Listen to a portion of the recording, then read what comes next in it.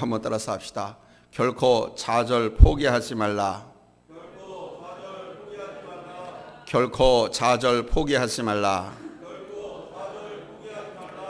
태어날 때부터 아주 중증 뇌성마비로 세상에 나왔던 저 송명희 시인이 있습니다. 그녀는 7살까지 누워만 있었고요. 꼼짝 못했습니다. 10살이 되어서야 겨우 처음으로 숟가락을 잡았다고 합니다. 그녀에게는 희망이 없었습니다. 자기의 삶이 저주받은 운명이라고 생각했습니다. 그래서 그녀는 자살을 생각하기도 했습니다. 그리고 하나님을 향해서 하나님 왜 이렇게 불공평합니까? 하고 원망도 많이 했습니다. 이런 생활이 몇 년 동안 계속됐습니다. 그러다 어느 날 그녀가 펜을 들어 시를 쓰기 시작했습니다. 초등학교도 가보지 못한 그녀가 한 편의 시를 완성해 놓고 제목을 붙였습니다.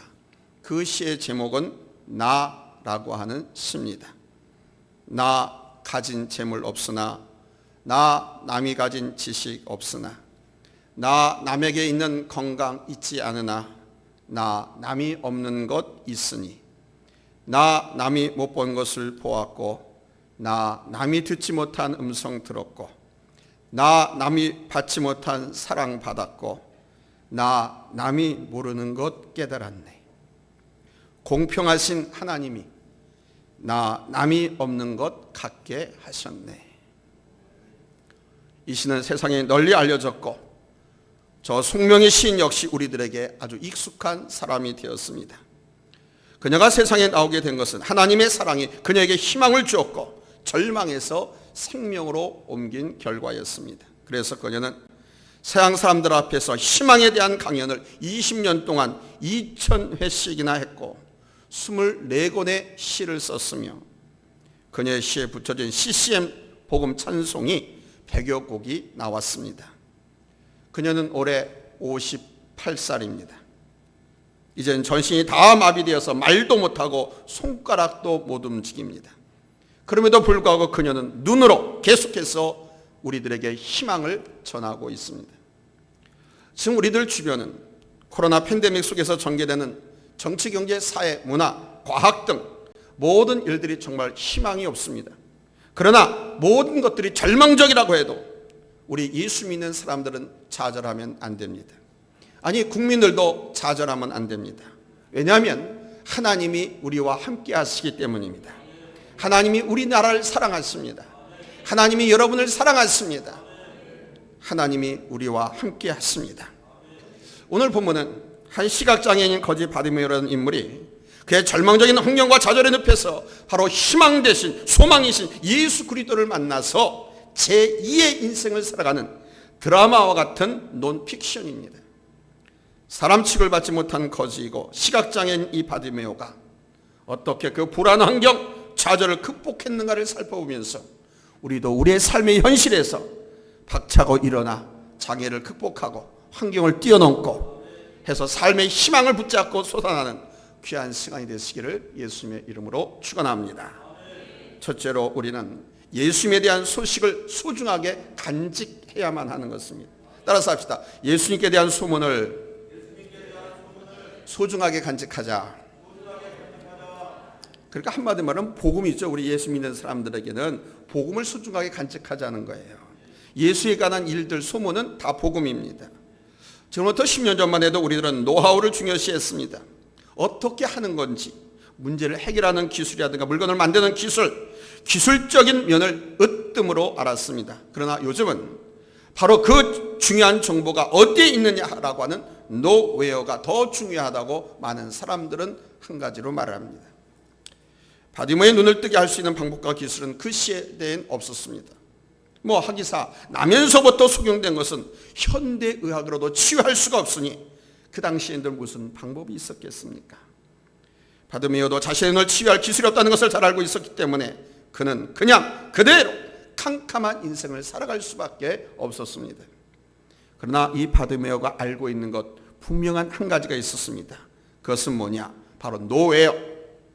자기가 어디로 가야 사는지, 누구를 만나야 눈을 고칠 수 있는지를 알고 있었습니다. 바로 예수님이 계신 곳, 예수를 만나야 복음이 있는 곳으로 가야 한다는 것을 알고 있었습니다. 자기의 운명이 바꿔지려면 예수 그리스도를 찾아가야 한다는 사실을 잘 알고 있었다는 얘기입니다. 자, 그럼 여러분, 이것을 어떻게 알았을까요? 소경인 그가 성경의 정화로 봐 바디메오는 예수에 대한 소문을 듣고 알았습니다. 바디메오는 순전히 소문을 듣고 믿음을 갖게 된 사람입니다. 47절에 보면 나사렛 예수시라는 말을 듣고 소리질러 이르되 다윗의 자손 예수여 라고 고백한 내용을 살펴보면 바디메오는 예수님의 계보를 알고 있었습니다. 마태복음 1장 1절에 보면 아브라함과 다윗의 자손 예수 그리스도의 세계라 이렇게 기록되고 있습니다. 즉 바디메오는 비록 맹인 거지였지만 예수님의 정통성을 알고 있었다는 얘기입니다. 다윗의 자손 예수야 라고 외친 것은 바로 예수님이 다윗의 후손으로 오실 메시아이시다라는 고백인 것입니다. 그리고 예수님이 만병의 치료자가 되시고 인생의 주인 되시고 영혼의 구세주이심을 알고 있었습니다. 예수님께서 단순히 능력을 행하시어서 병자들을 고쳐주신 능력자로만 안 것이 아니고 인생의 주인, 사람의 주인, 만물의 주인, 영혼의 구세주임을 알고 믿었다는 것입니다. 이것은 순전히 예수님에 대한 소문을 듣고 얻은 것이고 소문을 듣고 생겨난 바디메오의 믿음입니다. 바디메오는 거지요 소경이었으므로 예수님을 쫓아다닐 수 있는 사람이 아니었습니다. 냄새나는 거지였으므로 그 누가 그를 예수님께로 인도해 줄 사람도 없었습니다. 다만 사람들이 하는 이야기를 듣고 예수님이 어떤 분이신지, 예수님께서 환자를 병든 자를 어떻게 치유하셨는지, 예수님이 어떻게 사랑을 베푸셨는가를 알게 되었다는 것입니다. 소문이 아니고서는, 기동량이 아니고서는 예수에 대한 정보를 얻을 길이 전혀 없었습니다. 그는 이 소문을 아주 소중한 갑옷처럼 가슴 깊이 예수님께 대한 믿음과 소망을 간직한 사람이었다는 것입니다.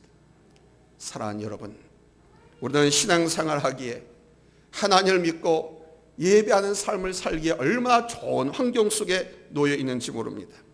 문만 열면 교회가 보입니다. TV와 컴퓨터와 스마트폰에서 끝없이 찬양과 설교 말씀이 흘러나옵니다. 정말로 축복된 환경에서 신앙생활을 하고 있습니다.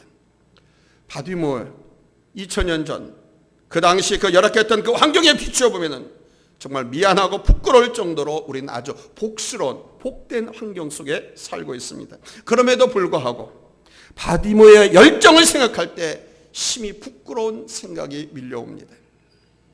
우리는 이 강단에서 외치는 설교를 흘려버릴 때 이 바디메오는 사람들의 입에서 전해지는 그 소문을 들으면서 그 소문을 믿음으로 간직했습니다.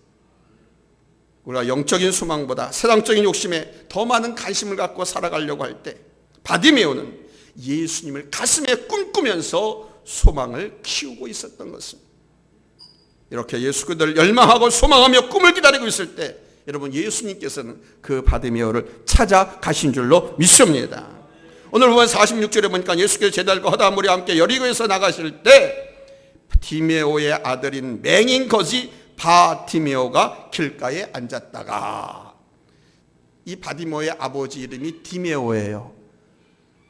아들이라고 하는 것은 어떻게 해요? 바라고 하는 것이 누구누구의 아들이라는 뜻입니다. 그래서 바디메오인 거예요. 여기 앉았다가라고 하는 말은 헬라어로 카데마이라고 하는데 씻다, 즉 시트, 앉다 또는 거주하다, 거하다라는 뜻입니다. 이 말에서 알 수 있는 것은 바디메오가 바로 그 자리에서 거에 살다시피 구걸하고 동냥하고 있었다고 하는 것을 알 수 있습니다. 날마다 바디메오가 나와서 구걸하던 장소, 바로 그 장소를, 그가 앉아있는 그곳을, 살다시피 하는 그곳을 어느 날 예수님께서 찾아오신 거예요. 문맥으로 봐서 우리 예수께서 우연히 그것을 지나가시게 되었다고 밝히고 있지만은 사실 이 사건은 우연이 아니고 필연이었음을 성경은 증언합니다. 소경 거지 바디메오를 예수님께서 찾아오셨습니다. 그 불쌍한 바디메오, 그의 가슴에 예수님의 손을 품고 있던 바디메오를 향해서 우리 예수님께서 찾아오신 거예요. 오늘 이 시간에도 주님의 사랑과 은총을, 주님 만져주심과 치유해 주심을, 복 주심을 사모하는 여러분들에게 예수님께서 찾아가고 계신 것을 믿으시기 바랍니다. 아멘. 그 예수를 만나고 싶어하고 사모하는 마음이 있는 사람에게 우리 주님께서 찾아갔습니다. 주님을 사랑하는 자, 주님을 소망하며 기다리는 사람, 주님이 간절히 찾는 자를 우리 주님께서는 급히 여러분 달려가실 줄로 믿습니다. 두 번째로 우리는 자신의 심정을 그대로 고백할 줄 알아야 됩니다. 본문 47절과 48절 후반절에 이렇게 기록되어 있습니다. 예수님, 나를 불쌍하게 여겨 주시옵소서. 우리 한번 같이 할까요? 예수님, 나를 불쌍하게 여겨 주세요.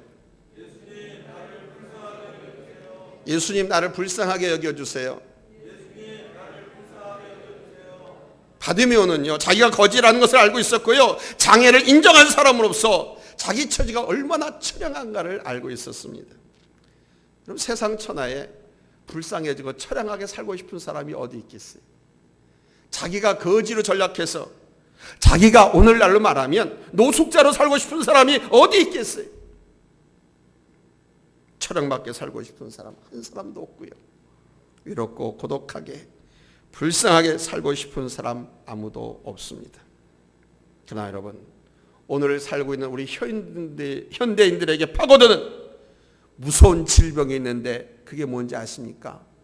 고독이라고 하는 병입니다. 오늘날 현대인들에게 이 고독이라고 하는 질병이 아주 무섭게 파고듭니다. 이 고독이 심지어는 자살을 유도하기도 합니다. 이 고독이 심지어는 모든 걸 다 파괴하기도 합니다. 너무 외로워, 너무 고독하고 너무 쓸쓸하고 정말 견디기 힘들 만큼 공허할 때가 있습니다. 제게 상담해 오는 분들의 이야기를 들어보면 그러는 거예요. 아니, 문득문득 내가 외롭고 내가 왜 이렇게 불쌍하지? 아니 뭐야, 그렇게 힘들어서 안 먹고 안 쓰고 낳을 때 소말의 피를 쏟아가면서 자식 낳아서 키워서 시집장가 다 보내랬더니 이것들이 지만 살겠다고 하면서 전 한 통도 없고 찾아오지도 않고 용돈도 안 보내고 살았는지 죽었는지 확인도 안 하고 아무도 관심 가져준 사람이 없고 같이 밥 먹자고 하는 사람도 없고, 그래가지고 정말 외롭고 자기 자신이 불쌍하다라는 생각이 밀려오면서 홀로 막 눈물을 흘릴 때가 참 많다고 그래요. 그러니까 자기 자신이 불쌍하다는 거죠. 근데 지금 와서 불쌍하지 않게 살려고 해도 힘이 없고 돈이 없다. 이제는 자식도 나를 버렸다. 내가 살고 있는 전세 보증금만이라도 그것마저 빼가지고 달라고 자식들이 떼를 쓴다. 그래도 제가 정말 불쌍하다. 그래서 눈물을 흘릴 때가 많다고 그래요. 사람마다 이런 생각에 밀려오는 이유는 각기 다 다를 것입니다. 바디메오 역시 자신의 운명에 대해서 자신의 모습이 너무나 불쌍하고 초라했습니다. 그래서 다윗의 자손 예수야, 나를 불쌍히 여겨 주시옵소서. 우리 다시 한번 합시다. 예수님, 나를 불쌍히 여겨 주세요. 다시 말하면 주님, 이 불쌍한 놈을 굽어 살펴주세요. 너무너무 불쌍한 나를 불쌍히 여기셔서 예수님 자비를 베풀어 주시옵소서. 이 뜻입니다. 여기서 이 불쌍히 여겨달라고 하는 것은 예수님이 내 처지로 내려와서 한번 봐주세요. 내가 지금 심히 죽게 되었으니 내려와서 나를 살려달라는 것. 이런 고백은 진정으로 우리 주님의 주권을 인정한 고백이고 자기가 죄인임을 깨달아 고백하는 신앙 고백인 것입니다. 11세기의 그 유명한 청교도 설교자 리차드 백스터는 그에 져서 회심해서 우리들에게 묻습니다. 여러분은 진정으로 회심했습니까? 여러분은 죄에 대한 해결을 분명히 받았습니까? 거지면서 소경이었던 바디메오도 자기는 죄인이라고 하는 것을 분명히 알았습니다. 주님의 궁일이 여김이 없이는 자기 영혼이 자유로울 수 없다고 생각했기 때문에 그는 나사렛 예수여, 나를 불쌍히 여기소서라고 고백했던 것입니다. 지금 이 시간 우리들도 바디메오와 같은 고백을 드려야 하지 않겠습니까? 주님, 저를 불쌍히 여겨주세요. 주님 아니시면 저는 잠시도 죄에서 자유로울 수 없는 불쌍한 사람입니다. 주님만이 나를 죄에서 구원할 수 있으며 주님만이 나의 이 불쌍하고 처량한 환경을 바꿔놓을 수가 있습니다. 주님만이 나를 살려줄 수가 있습니다. 여러분, 고백하시기 바랍니다. 이런 고백이 우리들의 삶을 윤택하게 할 것이고 우리들의 남은 생애를 주님께 헌신하도록 하는 밑거름이 될 줄로 믿습니다. 세 번째는 장애물을 뛰어넘는 사람이 되어야 합니다. 바디메오가 예수를 만나고 달려가려고 할 때 앞이 안 보이는 것도 장애였지만 그보다 더 큰 장애는 본문 48절에 나와 있습니다. 소경이라고 한 이 장애물이 가장 크다고 우리 생각하는지 모르지만 그보다 더 큰 장애물이 있어요. 48절에 같이 읽겠습니다. 시작. 아멘.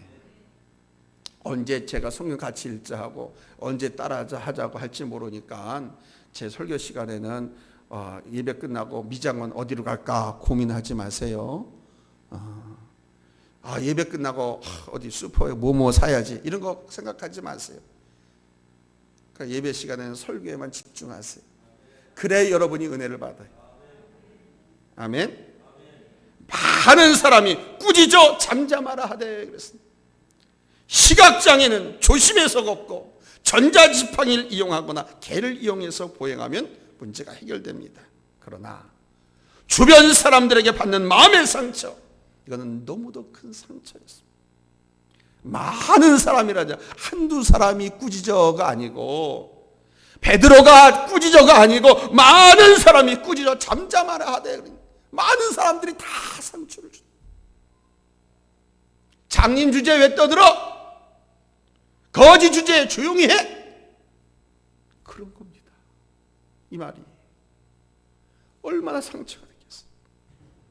그런데 오늘 성경 보니까 바디메오는 그럼에도 불구하고 더 큰 소리로 소리를 질러댔다 이렇게 기록하고 있습니다. 이것은 그가 심한 장애물을 뛰어넘었다, 좌절하지 않고 현실의 장벽을 깨부순 사람이었다라고 하는 증거입니다. 여러분, 믿음은 굴복하지 않습니다. 믿음은 뚫고 나가는 거예요. 믿음은 극복하는 것, 뛰어넘는 것이 바로 믿음인 겁니다. 여러분의 인생에 많은 장애물이 가로막을 때가 있을 것입니다. 그러나 여러분, 그럴 때마다 믿음으로 뛰어넘고 극복하고 승리하시기를 바랍니다. 무엇으로 뛰어넘어요? 믿음으로. 따라서 합시다. 내게 닥친 문제는 내가 해결하지 못할 일이 없다. 그러므로 믿음으로 뛰어넘으시기 바랍니다. 왜 내가 해결하지 못할 일이 없는가? 주님이 도와주시겠다고 했으니까, 주님이 지켜봐 주시고 계시니까, 내가 너를 도와주리라, 내가 너를 굳세게 하리라, 내가 너를 살리리라. 아멘. 말씀하고 있잖아요. 그냥 그 믿음으로 뛰어넘으라 이거예요. 뚫고 나가라 이거예요. 할렐루야. 마지막으로는 모든 것을 버리고 주님을 쫓는 사람이 되셔야 됩니다. 따라서 합시다. 주님만을 쫓는 사람이 되자. 오늘 50절에 맹인이 겉옷을 내버리고 뛰어 일어나 예수께 나오거늘 이렇게 기록되어 있습니다. 거지에게 있어서 겉옷이라고 하는 것은 매우 소중한 것입니다. 저 중동 지역은 아시겠지만 통옷을 입거든요. 이 거지 바깥에 나올 때는 외출하는 옷이 되지만 이게 잘 때는요, 이게 이불이에요. 이 겉옷을 벗으면요, 그냥 실오라기 하나 걸치지 않은 맨몸이 되는 거예요. 저 중동 지역의 사람들의 의상이 그렇습니다. 그래서 거지에게 있어 이 겉옷이라고 하는 것은 매우 중요합니다. 바디메오가 가지는 물건 중에서 가장 중요한 거 뭐냐? 바로 겉옷입니다. 근데 바디메오는 무엇이 중요한지를 알았습니다. 그에게서 중요한 것은 그 겉옷이 아니라 예수를 만나는 일이었다는 겁니다. 아멘? 그렇잖아요. 예수를 만나면 자기 눈도 뜨게 될 것이고, 예수를 만나면 눈 뜨게 되면 자기 삶이 바뀔 거 아닙니까? 환경이 바뀔 거 아닙니까? 인생이 바뀐다 이게. 그러니까 예수를 만나는 게 겉옷보다도 재산보다도 더 소중한 거지. 할렐루야. 그러니까 예수를 만나기 위해서는 겉옷도 중요치가 않아요. 사람들의 꾸짖음도 소용이 없었습니다. 그래서 오로지 예수님 만날 이 일념만 가지고 소리를 지르되 주님을 사모하고 주님을 만나고 싶어하는 그 간절한 소망이 여러분들의 심령에도 샘물처럼 솟구쳐 오르기를 예수님의 이름으로 축원합니다.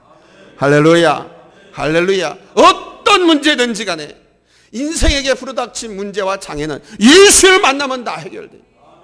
아멘. 그러니까 예수를 만나고자 싶어하는 그 간절한 소망, 그 소망이 여러분들에게 그냥 폭포수처럼, 할렐루야, 은혜의 담비로 쫙 적시기를 예수님의 이름으로 다시 한번 축원합니다. 이런 노력 끝에 예수를 만난 바디메오, 한 가지 소원이 있었습니다. 예수님께서 물었습니다. 내 소원이 무엇이냐? 그랬더니 그가 말합니다. 선생님, 보기를 원합니다. 당연한 거죠. 보기를 원합니다. 그랬어요. 한번 여러분 제가 물어볼게요. 주님께서 물어보신다 생각하시고 여러분의 소원을 한번 말씀해 보세요. 믿음대로 될 줄로 믿습니다. 여러분 소원이 무엇입니까? 여러분 소원이 무엇입니까? 순간 태어나면서부터 소경이었던 바디메오의 눈에 여러분 광명의 빛이 들어오기 시작했습니다. 할렐루야. 깜깜했던 세상이 여러분 온통 환하게 밝혀진 줄로 믿습니다. 이 바디메오의 가슴에는 하늘과 생명의 빛으로 가득가득 충만하게 됐어요. 사랑하는 여러분, 인생에 좌절과 절망, 실패가 없을 수는 없어요. 그러나 분명한 것은 우리 예수님을 찾고 예수님을 간절히 부르는 사람은 결코 그 모든 걸 실패로 절망으로 끝나는 법이 없습니다. 바디메오의 가슴에 광명빛이 밀려온 것처럼 여러분의 인생에도 행복의 빛이, 치유의 빛이, 능력의 빛이, 축복의 빛이 밀려 들어가기를 예수님의 이름으로 축원합니다. 할렐루야, 할렐루야. 우리 주님을 간절히 사모하는 자에게 소망이 이루어지고요, 주님을 간절히 찾는 자가 주님을 만나게 될 것이라고 약속하고 있습니다. 잠언 8장 17절에서는 나를 사랑하는 자들이 나의 사랑을 입으며 나를 간절히 찾는 자가 나를 만날 것이니라. 아멘. 주님을 사모하세요. 주님을 사랑하세요. 주님을 간절히 찾으세요. 만나주시고 손 붙잡아 주시고 일으켜 주시고 뚫고 나가도록 능력 주시고 예비하신 모든 상과 축복들을 우리에게 허락해 주실 줄로 믿습니다. 기도합니다.